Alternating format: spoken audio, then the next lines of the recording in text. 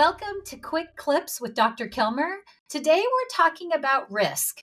So those 18-year-old to 22-year-olds in college and or other scenarios, is there greater risk or risk points for them? The short answer is yes. And I could end it right there, but that probably is not as helpful as a bit longer answer, which is that the younger people are when they start using substances, the more risk does go up. There's issues of brain development. The brain develops throughout life, but particularly because of what we see important development and growth through the age of 25, we're very, very mindful about doing all we can to delay the initiation of use. I have a friend and colleague, Dr. Amelia Area at the University of Maryland, who often says this is one of the behaviors where practice doesn't make perfect. Trying to start young, even with supervision, is not the way to go from a science and from a health standpoint. Because the younger people are when they start, the more it does elevate the likelihood of risk of a substance use disorder or addiction. Depending on the substance, there's even risk of other mental health issues that we want to be mindful of. There's a very famous study by Hall and Degenhart that shows that those that use cannabis 10 or more times by the age of 18, 2 to 3 times more likely to develop schizophrenia later in life. That's a fairly striking and very scary statistic. And so when we look at our efforts to delay the initiation of use, keep those who are abstaining. People make the choice to use, the later in life that they are to make that decision, the more that ultimately serves to reduce risks and reduce harm.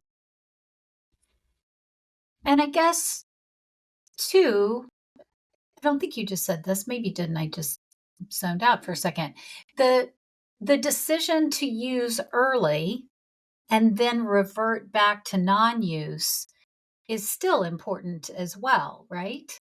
Yeah, if someone uses early and chooses this isn't for me and they stop, certainly that's more advantageous than someone who might choose to continue. But really the bottom line is that when people initiate use at a younger age, the likelihood of developing a substance use disorder later in life is higher. And we also do worry about developmental issues, especially because of impact to the brain before the age of 25. And there's nothing And magical about turning 25 and one day old. It's not like, okay, I'm okay now. But the risks do go down once we get past that age. that's great. But the other thing I always think about as a parent with high school kids and even and probably less so with college kids, because in high school it feels like you have a little bit more control, whether that's perceived or real.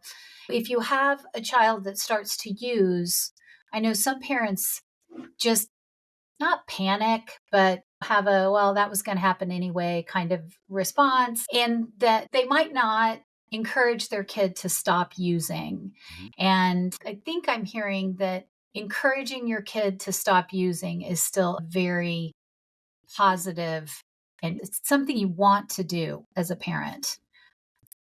Do I Well, have that right? one of the previous quick clips, we talked about the concept of messaging from parents matters, that you do have a voice that matters and that can even get internalized. And so a message of, if Yeah. I get a voice in this, my preference is that you not be using right now. Yeah. That's going to stick for some students because there's so much research that shows that perceived parental permissiveness affects the decisions that college students make. There's research that shows that high school students, when they think my parent would be cool with this, they're more likely to use a substance than when they say, I know my parent's not cool with this. Thank you, Dr. Kilmer. You're welcome.